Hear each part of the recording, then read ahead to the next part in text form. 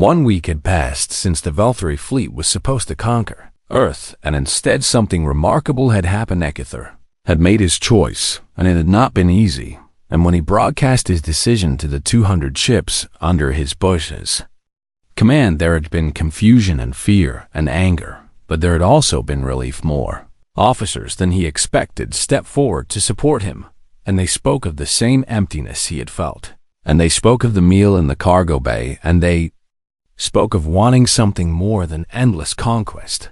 Not everyone agreed, and some ships broke away to return to Dominion space, and they would report Kethfor as a traitor, and the High Council would respond with fury, but the majority stayed now. The defecting fleet orbited a neutral station between Earth space and Dominion territory, and negotiations were underway for the most unusual refugee settlement in galactic history. Ambassador Park sat across from Kethfor in a conference room, and human and Velthari diplomats worked together on documents that would change the course of history. The High Council has declared you all criminals, Park said, and they have promised to hunt down every ship that defected. I expected nothing less, Kethfor replied, and the Dominion does not forgive, and it does not forget. Neither do we, Park said with a smile. And Earth formally offers asylum to all Velthari who wish to begin new lives away from the Dominion, and we will protect you, and we will help you build something better. Kethfor looked at her with an expression that was still learning how to show emotion, and he asked, "Why would you do this? And we came to enslave you, and we came to destroy everything you love, and why would you help us?" Park leaned forward and spoke with simple sincerity, and she said, "Because you chose not to, and because you listened when no one expected you to, and because everyone deserves a second chance at the table." The table, Kethfor repeated. "It is a human expression," Park explained, "and it means a place where people belong, and where they are welcome, and where their voice matters, and we are offering you a place at our table." Kethfor was quiet for a moment, and then he said, "I do not know how to be anything other than a commander, and I do not know how to live without orders and without conquest. Then we will help you find a new purpose," Park said, "and it will take time and it will be difficult. But you will not face it alone."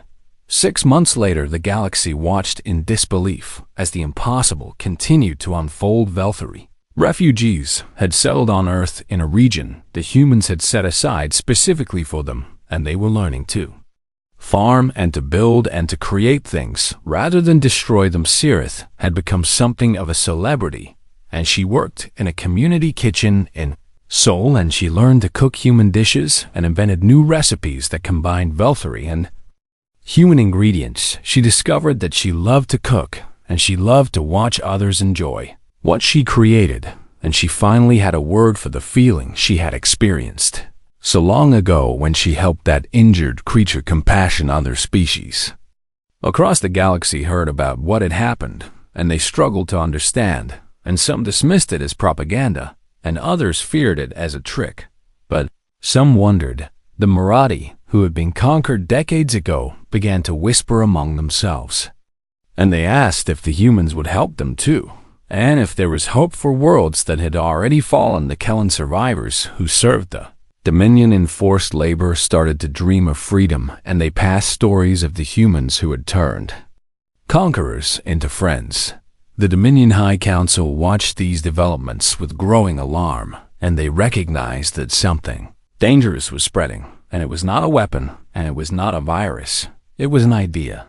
The idea that there was another way, and that conquest was not the only path, and that kindness could be stronger than cruelty. In a small apartment in Seoul, Kethfor sat at a dinner table with Ambassador Park and Jinho and Sirith and a dozen others, both human and Velthari. It was a celebration of the 6-month anniversary of what the media was calling the surrender that wasn't, and the apartment was filled with laughter and music and the smell of food from two worlds. A human chef had made a massive chocolate cake, and Sirith had prepared a traditional Velthari dish that she had recreated from ancient recipes, and for the first time in centuries, that dish was being eaten in joy rather than mere sustenance. Kethfor looked around the table, and he felt something he had never felt before. And it took him a moment to identify it belonging. He belonged here. And these people were his family now. And not by blood or by species, but by choice and by love. Jinho raised his glass and said, "I would like to propose a toast." Everyone lifted their glasses and waited. "To second chances," Jinho said, "and to chocolate cake, and to the power of showing up with snacks and smiles when everyone expects you to show up with weapons." Laughter filled the room. Park added, "To new friends and old ones, and to the table that keeps growing." "To new friends," everyone echoed. Kether lifted his own glass, and his voice was rough with emotion he was still learning to express, and he said, "To the humans who refused to be what we expected and who showed us what we could become." After the toast, Sirith brought out the cake, and she served a piece to Kethver first, and she said, "I added something special to this one." Kethver took a bite and his compound eyes widened, and he asked, "What is this flavor?" "Hope," Sirith said. "And it tastes like hope." Later that night, when the guests had gone home and the dishes were being cleaned, Park stood on her balcony and looked up at the stars. Somewhere out there, the Dominion was planning its response, and somewhere out there other conquered species were waiting to see what would happen, and somewhere out there the future was being written one choice at a time. Jinho joined her and asked, "Do you think it will last, and do you think we actually changed anything?" Park smiled and said, "I think we planted seeds, and I think those seeds are growing in ways we cannot predict, and I think the galaxy will never be quite the same because of snacks and smiles." Jinho said with a small laugh, "Never underestimate snacks and smiles." Park replied, "And they have started revolutions before." She turned to go back inside and paused at the door and said, "The Dominion ruled through fear, and they believed that terror was the strongest force in the universe. And now?" Jinho asked. "Now they are learning what we have always known," Park said. "And the strongest force in the universe is not fear, and it is not power, and it is not conquest. What is it?" Jinho asked. Park smiled, and the stars reflected in her eyes. And she said one word that contained everything they had fought for and everything they had won: welcome. The holding area was small but not uncomfortable, and the humans had been given water and basic provisions, and they had been left alone. With guards stationed outside, Park sat with her back against the wall, and she looked calm despite everything, and she watched her team and felt proud of how they had conducted themselves. "What do we do now?" one of the younger diplomats asked. "We wait," Park said. "And we trust that what we showed them will have an effect. And if it does not," the diplomat pressed, "then we will have died being exactly who we are," Park replied. "And that is not a bad way to go." Jinho was pacing near the door, and he said, "I keep thinking about Sirith, and did you see her face when she tasted the chocolate? And it was like she was discovering something she did not know she had lost." "That is exactly what happened," Park said. "And the Dominion has stripped these people of everything that makes life worth living, and they have food, but no flavor, and they have existence but no joy, and they have purpose but no meaning. How does a civilization become like that?" Minji asked. "The same way it always happens," Park said. "And little by little, and compromise by compromise, and one day you wake up and realize you have forgotten what you were fighting for in the first place." The hours passed slowly, and the humans told stories and played simple games and sang quiet songs, and the Velthari guards watched through the surveillance system with expressions that grew increasingly conflicted. Meanwhile, in the command center, Kethver stood before a communication screen and faced the holographic images of the Dominion. "High Council, your report is overdue," the lead counselor said with displeasure. "And Earth should have surrendered by now, and why is this taking so long?" Kethver chose his words carefully and said, "The humans have proven more complex than anticipated, and they are not responding to standard protocols. Then apply non-standard protocols, the counselor said, and destroy one of their cities as a demonstration, and they will surrender quickly enough. Kethver felt something twist inside him, and he said, I am not certain that will be effective with this species. It has been effective with every species. The counselor replied coldly. And are you questioning the methods of the Dominion? No, Kethver said quickly. And I am simply advising that we may need to adjust our approach. The Dominion does not adjust, the counselor said. And the Dominion conquers, and that is our purpose, and that is our strength, and you will complete this mission, or you will be replaced, and there will be no further discussion. The communication ended, and Kethver stood alone in the command center, and the weight of 40 conquests pressed down on his shoulders. A soft sound made him turn, and he saw Sirith standing in the doorway with 2 other young officers behind her. You should not be here, Kethver said. We needed to speak with you, Sirith said. And we needed to ask you something important. Kethver could have had them arrested for insubordination, but something made him pause, and he asked, What question? Sirith stepped forward, and her voice was steady despite the risk she was taking, and she said, When did we stop being who we were? Kethver felt those words like a blade, and he demanded, What do you mean? I have been reading the old archives, Sirith said, and the histories that the Dominion has tried to erase. And once the Velthari were different, and we had music and art and celebrations, and we shared meals with friends and family, and we knew what joy felt like. Those are ancient records, Kethver said dismissively, and they describe a weak people who were nearly destroyed by external threats, and the Dominion made us strong. The Dominion made us empty, one of the other officers said. And I have served for 20 cycles, and I have never felt anything like what I felt in that cargo bay. What did you feel? Kethver asked despite himself. Alive, the officer said simply. And for the first time in my life, I felt truly alive. Sirith moved closer and said, The humans offered us something that no conquered species has ever offered. And they offered us a choice, and they showed us another way to exist. And Supreme Commander, I am asking you to consider that choice. Kethver was quiet for a long moment, and then he said, The High Council has ordered me to destroy a human city, and to force their surrender through terror. The young officers looked horrified, and Sirith whispered, No, that is the Dominion way, Kethver said. And that is what I have always done, and that is what I was created to do. But is it what you want to do? Sirith asked. A question hung in the air, and Kethver found that he could not answer, because the truth was that he did not know what he wanted anymore, and perhaps he never had. Leave me, he finally said. And I need to think. The young officers left, and Kethver stood alone in the command center, and for the first time in his life, he questioned everything.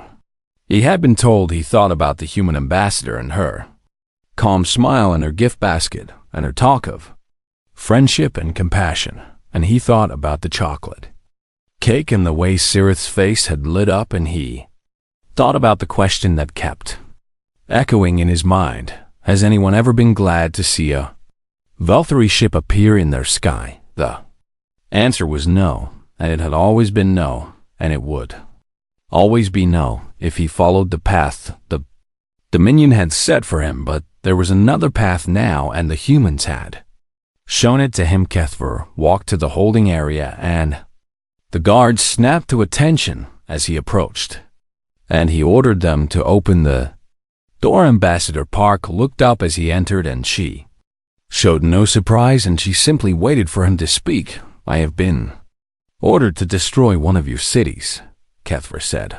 I know. Park replied. You know? Kethver asked with surprise. I knew it would come to this, Park said. And the Dominion only understands one response to resistance, and we expected this from the beginning. And yet you came anyway, Kethver said. And you brought food and gifts and smiles, knowing that it might end in fire. Yes, Park said. Why?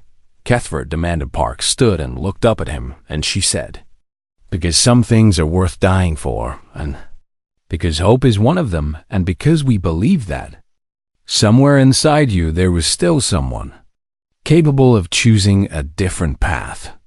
Kefir was silent for a long time, then he spoke, in a voice barely above a whisper, and he said, "What would happen if I did not follow my orders?" "Then you would be free," Park said. "And perhaps for the first time in your life." Kefir closed his eyes, and when he opened them again, something had changed in their depths. "I will need your help," he said. "And my officers will need guidance, and we do not know how to be anything other than what the Dominion made us." Park smiled and reached out to touch one of his arms in a gesture of connection, and she said, "That is what friends are for." The cargo bay had been transformed, and what was once a cold storage space was now something that almost resembled a banquet hall, and the human team had worked quickly to set up tables and arrange food and create an atmosphere of warmth in the heart of a war machine. Cyrith took her first bite of chocolate cake, and her entire body went still, and her compound eyes widened in a way that seemed to express shock. "What is happening?" she asked, with her voice unsteady. "And why does this create such a sensation, Minji?" One of the human cooks laughed gently and explained, "That is called pleasure, and the chocolate triggers responses in your brain that make you feel good, and many species have this reaction to certain foods." "We have nutrition paste," another Valkyrie officer said as he examined a plate of pasta, "and it provides all necessary sustenance, and there is no need for variety. Need and want are different things," Jinho said. "And you are right that you do not need variety to survive, but life is about more than survival, and food can be art and comfort and celebration and memory." "Memory?" Sirith asked. "Yes," Park said, as she sat down across from the young officer. "And the smell of certain foods can transport us back to moments in our past, and I cannot smell kimchi without thinking of my grandmother and her kitchen, and the sound of her voice as she taught me to cook. Valkyrie do not have such associations," Sirith said, but her voice carried uncertainty. "Perhaps you did once," Park suggested gently. "And perhaps that knowledge was lost somewhere along the way." More Valkyrie officers gathered around the tables, and the humans moved among them with plates and utensils and patient smiles, and they explained each dish and its origin and the culture that created it. "This is curry from India," one diplomat said, "and it represents centuries of spice trading and cultural exchange, and the recipe has been passed down through generations." "This is sushi from Japan," another explained, "and the preparation is considered an art form, and masters train for decades to perfect their technique." "This is injera from Ethiopia," a third added, "and meals are traditionally eaten from a shared plate to symbolize community and family." Kefir stood at the edge of the gathering, and he watched his officers interact with the humans, and he saw something that disturbed him deeply. His soldiers were asking questions, not tactical questions, and not interrogation questions, but genuine curious questions about human culture and history and customs. And the humans answered every question with patience and enthusiasm. "Why do you have so many different foods?" one officer asked. "Because Earth has many different climates and regions," Minji explained. "And each area developed its own cuisine based on what grew there, and over time, these foods spread and mixed and evolved, and now we have thousands of varieties." "And you share them freely?" the officer asked with confusion. "Of course," Minji said. "And food is meant to be shared, and a meal eaten alone is just sustenance, but a meal shared with others becomes something more, and it becomes connection." Sirith approached Park with another question and asked, "You said humans give gifts without expecting anything in return, and I do not understand this concept. And how can an action have value if there is no return?" Park considered the question carefully and then said, "Let me answer with a question. And have you ever done something that made you feel good inside, even though you received nothing external for it?" Sirith was silent for a moment and then said slowly, "When I was young and before military training, and I found an injured creature and I helped it heal, and I felt something then." "What did you feel?" Park asked. "I do not know the word," Sirith admitted. "And it was warm and satisfying, and it made me want to help more. We call that compassion," Park said. "And it is one of the most powerful feelings a being can experience, and it connects us to others and gives our lives meaning beyond survival. The Dominion teaches that such feelings are weakness." Sirith said, "The Dominion is wrong." Park replied simply across the room. Jinho was having a conversation with an older Velthari officer who had initially refused to eat, but was now cautiously sampling different dishes.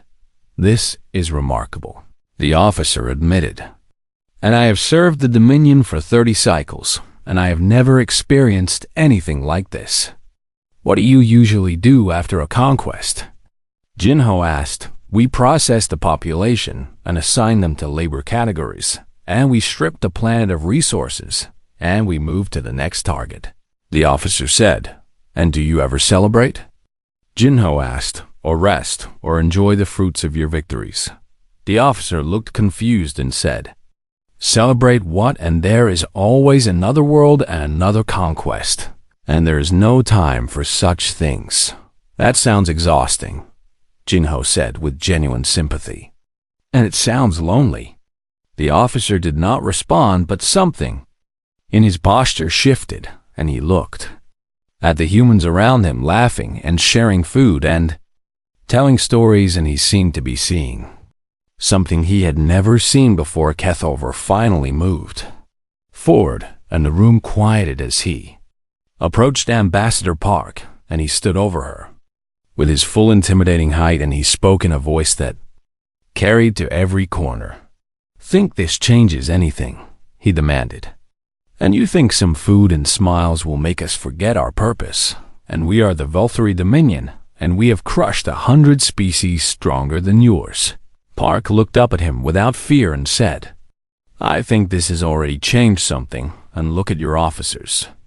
Kefir looked, and he saw his soldiers engaged in conversation and laughter, and he saw barriers crumbling that had stood for generations, and he saw the cold efficiency of the Dominion melting under the fine end of the warmth of human hospitality.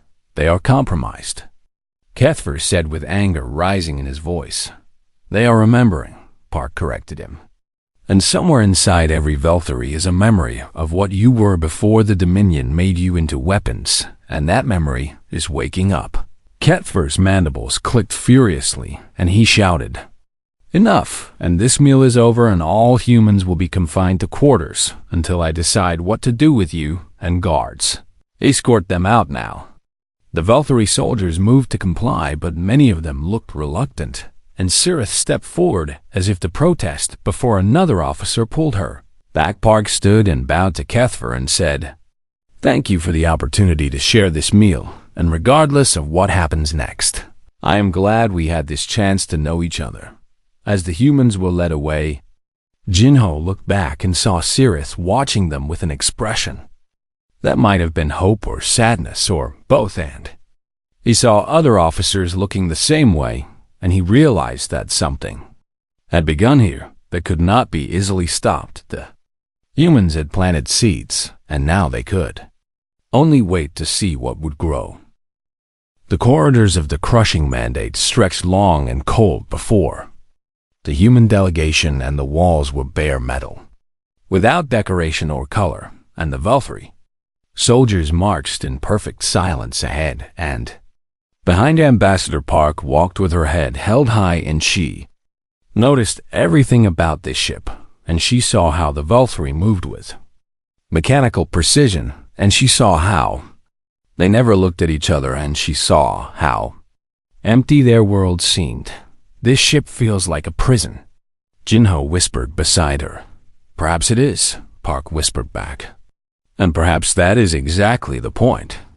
They arrived at a massive chamber that served as the command center, and holographic displays showed tactical information from across the galaxy, and in the center stood a raised platform where Kethver took his position and looked down at the humans like a judge preparing to deliver a sentence. "You have come to discuss your surrender," Kethver announced, "and I will explain the terms of integration into the Dominion, and you will accept them or your world will burn." Park stepped forward and said, "Before we discuss terms, Supreme Commander, may I present our offerings, and it would dishonor my people if these gifts were not properly given."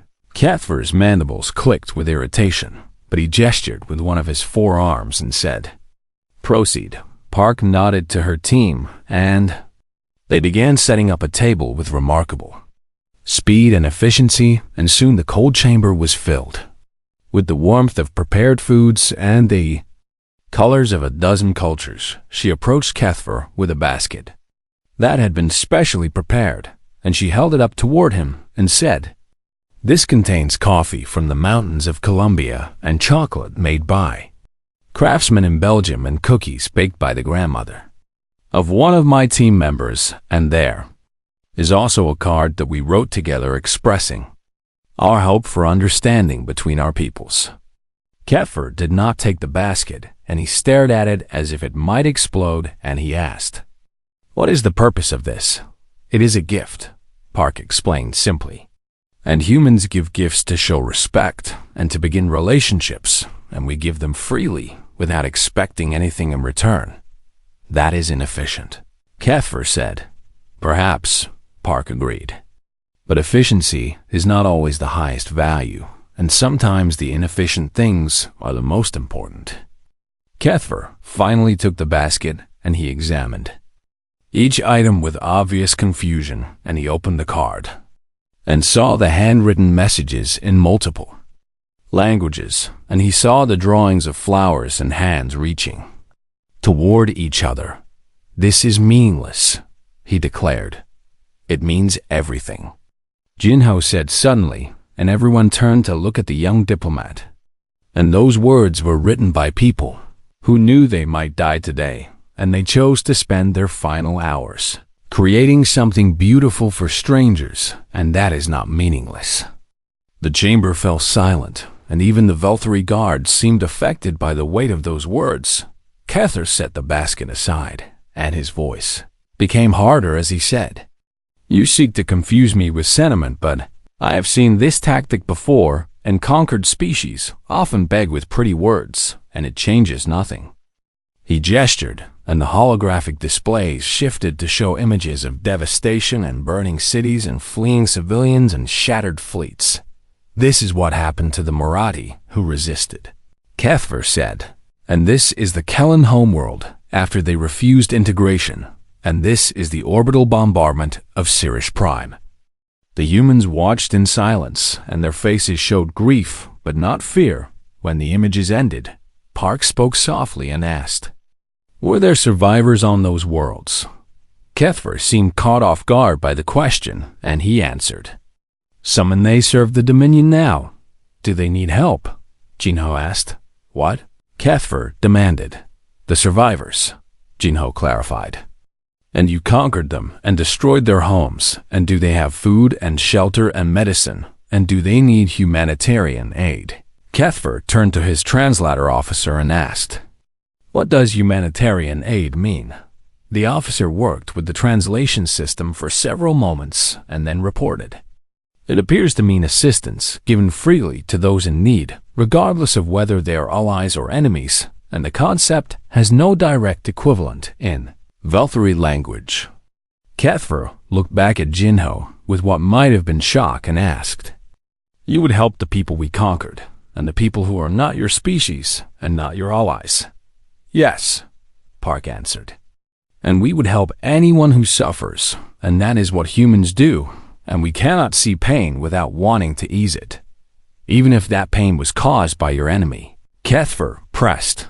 "Especially then," Park said, "because the victims of war are rarely the ones who started it, and they deserve compassion regardless of what flag flew over their heads." Kethver was quiet for a long time, and the other Velthari in the chamber watched there Commander with growing uncertainty because they had never seen him hesitate like this before. Finally he spoke, and his voice carried an edge that Park recognized as defensive anger, and he said, "These are the words of the weak and the Dominion does not deal in compassion, and we deal in strength and order and control. And let me ask you something," Park said calmly, "and please consider it honestly, and in all your conquests, and all your victories, and all your control. And has any species ever actually wanted to join the Dominion?" Silence answered her. "Has any world ever celebrated your arrival?" she continued. "And have you ever been greeted with joy instead of terror? And has anyone ever been glad to see a Valkyrie ship appear in their sky?" Kefir's mandibles clicked rapidly in what Park was beginning to recognize as distress. "Before today," Park said. "And before this moment, and before these gifts and these smiles, and has anyone ever said thank you for meeting us?" "No," Kefir admitted, and the words seemed to cost him something. Park smiled gently and said, "Then perhaps it is time to try something different, and we are not offering surrender, and we are offering something much more valuable, and we are offering friendship." She gestured to the table of food and continued, "And friendship begins with sharing a meal, and I invite you and your officers to eat with us before we continue our discussion, and let us know each other as people before we know each other as negotiators." Kefir looked at the table, and then at his officers, and then at the smiling humans who should have been trembling with fear. A young Valkyrie officer named Sirith stepped forward and asked with genuine curiosity, "What is the brown substance that smells sweet?" "That is chocolate cake," one of the human cooks answered. "And it is made from a plant that grows on our world, and it is one of the most beloved foods among our people. May I try it?" Sirith asked. Kefir should have refused, and he should have demanded order, and he should have crushed this absurd display of sentiment. But something in him hesitated, and in that hesitation, everything began to change. "1 hour," Kefir finally said. "And we will share your meal for 1 hour, and then we will discuss surrender terms." Park bowed and said, "Thank you, Supreme Commander, and I promise you will not regret this." As the Valkyrie officers approached the table with cautious curiosity, and as the humans began serving food with warm smiles and patient explanations, and as the cold chamber slowly filled with the sounds of conversation and even occasional laughter, Vor stood apart and watched and wondered why this small act of kindness unsettled him more than any battle he had ever faced. The massive shadow fell across the city of Seoul as 200 warships blocked out the morning sun, and every screen on Earth flickered to life with the same terrible message. "People of Earth, you have been chosen for integration into the Valkyrie Dominion, and you will surrender your world within 72 hours or face complete destruction, and there will be no negotiation, and there will be no mercy." The transmission ended, and silence spread across the planet like a cold wave in the underground chambers of the United Defense Council. Generals and admirals argued in raised voices while screens displayed the alien fleet in orbit, and the numbers were not good at all. "We have maybe 30 ships that can even reach orbit," Admiral Chun said with his hands pressed flat against the table. "And their smallest vessel is 5 times larger than our biggest cruiser. Then we fight until the last breath," General Morrison replied, "because surrender means slavery or worse." Ambassador Yuna Park sat at the far end of the table, and she had said nothing for the past hour, and she watched the military leaders debate strategies that would result in the death of billions, and she thought about her grandmother, who had survived a war and rebuilt a restaurant from nothing but determination. And kimchi recipes. What if we do not fight? Park said quietly. The room went silent, and every face turned toward her with expressions ranging from confusion to anger. "Ambassador, with respect, this is not a time for pacifist dreams," Morrison said. "I am not talking about pacifism," Park replied as she stood and walked toward the main screen.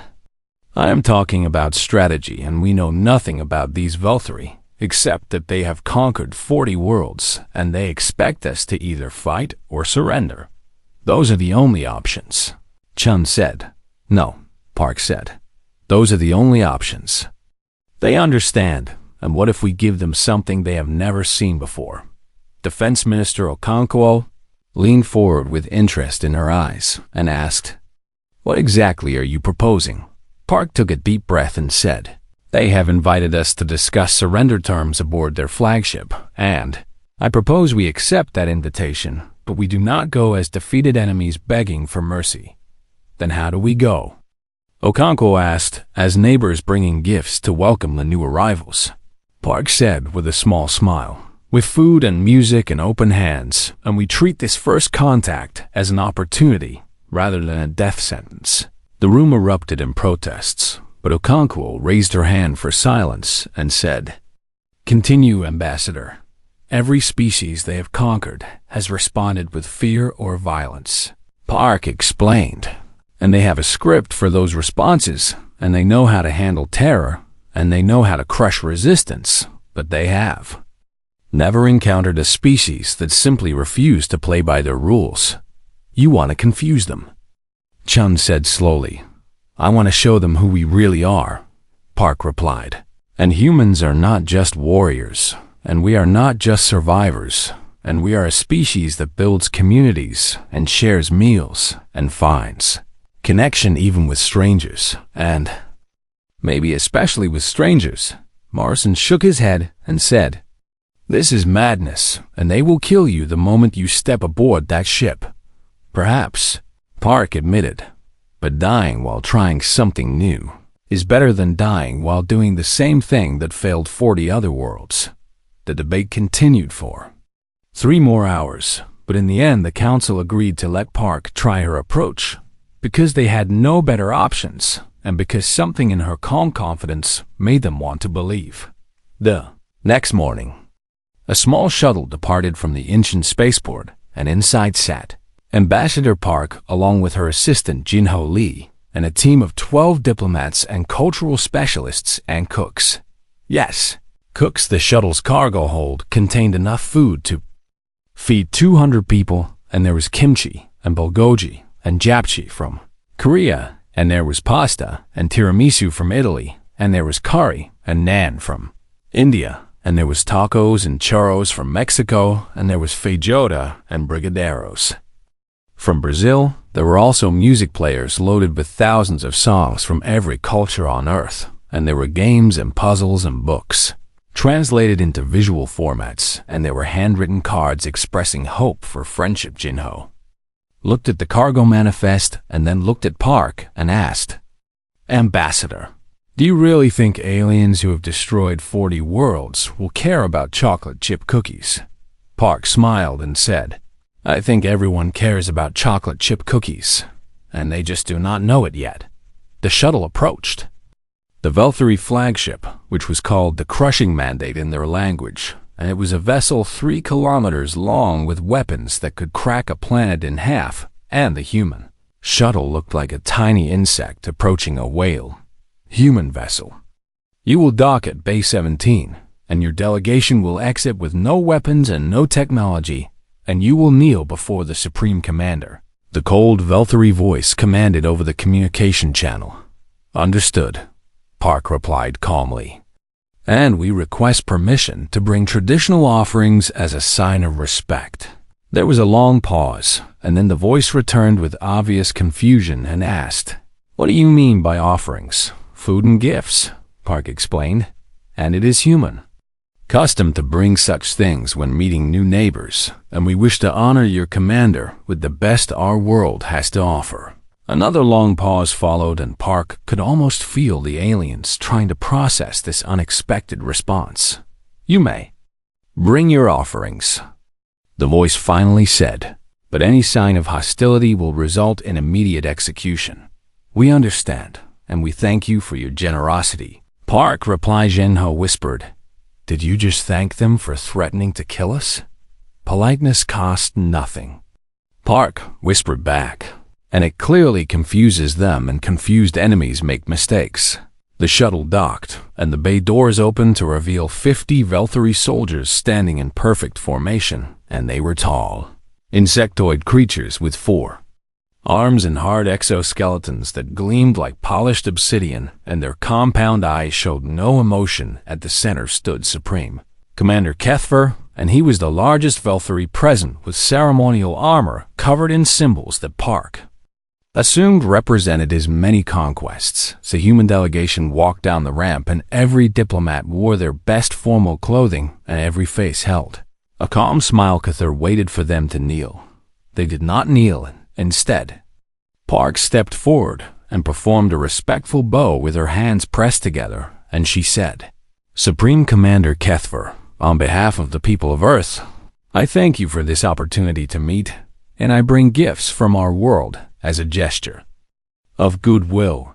She gestured, and the team began unloading boxes of food and placing them on the deck, and the smell of spices and chocolate and fresh bread filled the sterile Kethver's mandibles clicked in a pattern that Park's translator could not interpret, and he finally spoke and said, "You were commanded to kneel. Forgive me," Park said with her smile never wavering. "But humans bow to show respect, and kneeling is reserved for something else in our culture. And, I mean no offense." The Supreme Commander stared at her for a long moment, and then at the boxes of food, and then at the smiling faces of her team, and his compound eyes revealed nothing, but his silence spoke volumes. Had conquered 40 worlds, and every species had either begged for mercy or fought until death.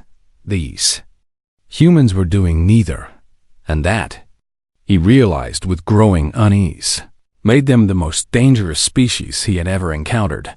"Follow me," Kethver commanded. "And bring your offerings." Park bowed again and said, "With pleasure, Commander."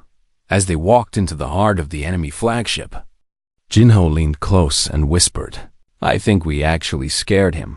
Park nodded slightly and whispered back, "Good, and that means he is paying attention."